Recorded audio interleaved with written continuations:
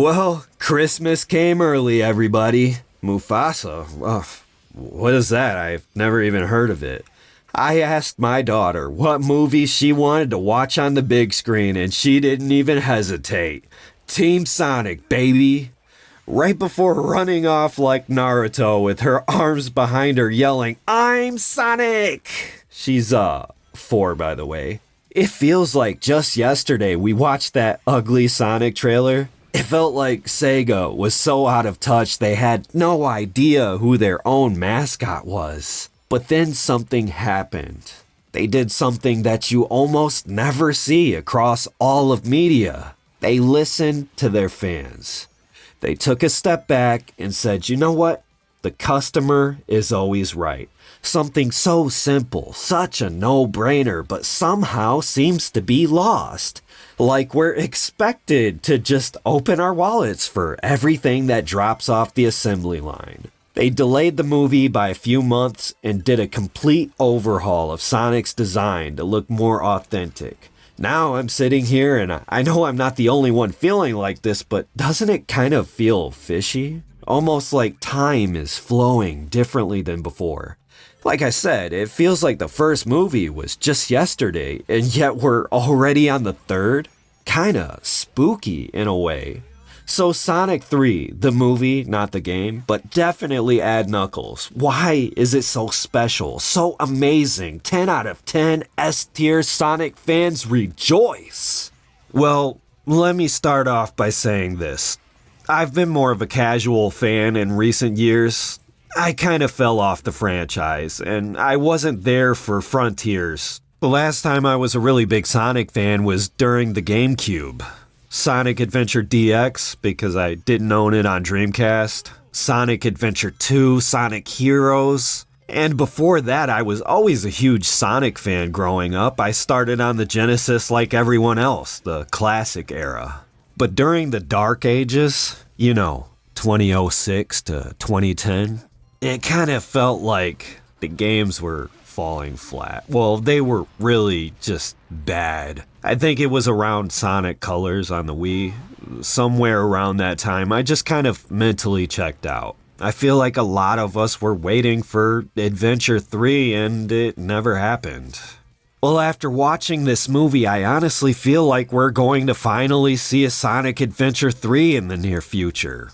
This is just my tinfoil perspective, but if you watch this movie, it feels like a bunch of fans, just like us, who grew up playing Sonic games their entire lives, got together and made a movie adaptation of Sonic Adventure 2. Sequel bait, anyone? And listen, this isn't a review.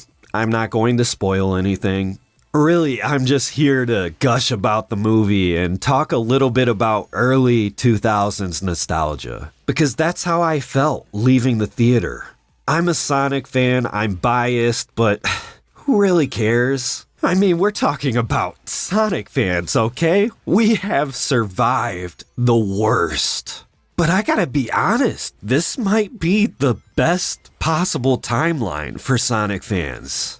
The fact that this movie is baseline great to even the most casual of Sonic fans says something. This is exactly what we were all expecting. Let me break it down. You got the first movie, right? Where you throw Sonic into some live action antics and have him fight off against Dr. Eggman. Typical hero's journey. Then you got the second movie where you introduce all the main characters and it's really just more Sonic. But the third movie, what we've been waiting for, the movie that fleshes out the world.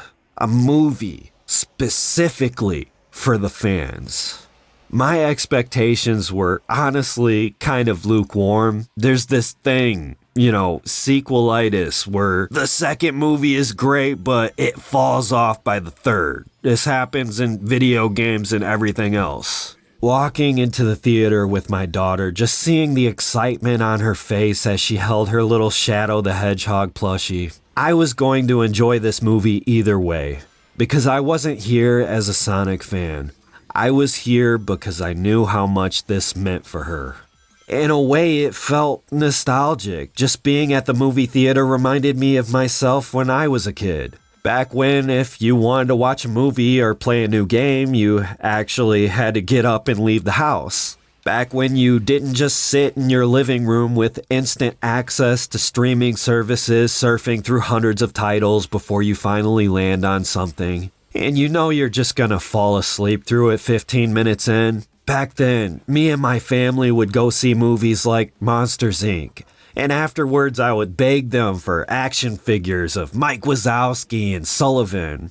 And we'd drive over to Blockbuster to rent movies for the weekend, and there'd even be a movie tie-in game. Sometimes it makes me wonder, what did we trade for the luxury of convenience? Because back then, experiencing media, it wasn't just a flash in the pan. It wasn't just here and gone within a week after the internet has moved on to the next new thing. You can even look at stuff like Pokemon back in the day. It's just not the same anymore. Back then, you played the game, collected the cards and the figurines, you watched the movie in the theater, and you cried when Ash got turned into stone. You bonded with family, socialized with friends and other kids at school about it. And this wasn't just Pokemon, this was with everything. It was even with Sonic the Hedgehog. The reason I'm saying all this is because I could have just waited for the movie to be available on YouTube or Paramount Plus, and we could have just sat there in the living room watching it on TV. But going to the movie theater, grabbing the tickets, picking out the seats at the little kiosk, waiting in line for popcorn, and getting my daughter that Sonic the Hedgehog snack pack that comes with the little Shadow the Hedgehog figurine. You stick it on top of the cup. Then afterwards, rushing to GameStop to buy a Nintendo Switch copy of Sonic X Shadow, just holding that physical piece of media in my hands. Grabbing the little journal that came with the game and reading the little scribbles of Shadow's lore. It's a feeling that I don't have a lot of anymore. I can't describe it. When you open that Nintendo Switch case and you see the GameStop receipt tucked away inside that has the date and time you purchased it, it just sticks with you. And you can go ahead and call me soft for saying this, but I'm gonna say it anyway. I cried during the end of this movie. Yep, like a damn baby, and you would too if you heard that music that played during a certain scene I promised I wouldn't spoil. My daughter, she got up and started dancing during the credits, and after the credits, oh my God. Like I said, no spoilers, but there was a teaser at the very end, and the whole theater got up and started screaming. And it was actually pretty chunky. It wasn't just a small little teaser like the one we got with the Mario movie. I was over here like a simp. I was clapping with tears in my eyes. And really, going to watch a Sonic movie, this is a big event for a lot of us. This movie felt fun. And holy shit, did it deliver. I'm just so blown away by how far we've come with CGI and visual effects and all that. We're at the point where we can make a fight in a Sonic movie look like the finale episode of a Dragon Ball Z saga. I swear, they should have had Tails and Knuckles watching from a mile away on some mountain, like Yamcha and Krillin. It was that good. And they really gave all the characters a spotlight without bloating the movie. Sonic, Tails, Knuckles, Shadow, Dr. Eggman, all memorable. And Jim Carrey's funny as hell, still, every time he's on screen. Holy crap, Keanu Reeves? You know how you think of Joker from Batman and you think, yeah, Mark Hamill. Well, as weird as it sounds, Shadow the Hedgehog and Keanu Reeves, they go together perfectly. I just felt like he portrayed the character perfectly, like this is how I remember Shadow. The way they fleshed out the lore, introduced new characters, made the actual video game characters the main focus this time. It didn't feel like they just threw Sonic into the real world. It felt like this should be the gold standard for how you make a video game to movie adaptation. And like I said, pure Sonic Adventure 2 vibes from beginning to end. It was glorious. And going back to Jim Carrey playing as Dr. Robotnik and Gerald, if you loved movies back in the day like The Mask, Ace Ventura, Dumb and Dumber, holy crap, man. This is Jim Carrey at his best. I kind of feel like actors like Adam Sandler, they feel old and tired, lost passion for their work, but seeing Jim Carrey on screen, he has the same energy he had 30 years ago when I watched him as a kid. The team behind this movie, I feel like they really understand the fans. And I don't really do reviews here on this channel.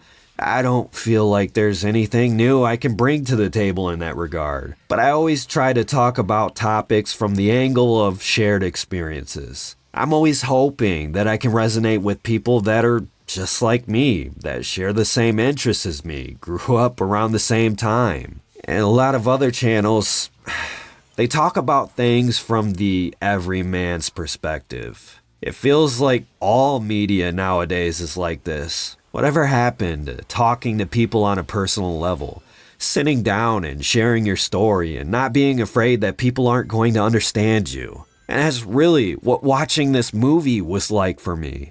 It could have just been a watered-down children's movie that parents take their kids to see while they scroll on social media, but instead we got a Sonic movie for Sonic fans. Let me know down in the comments, you see this movie yet?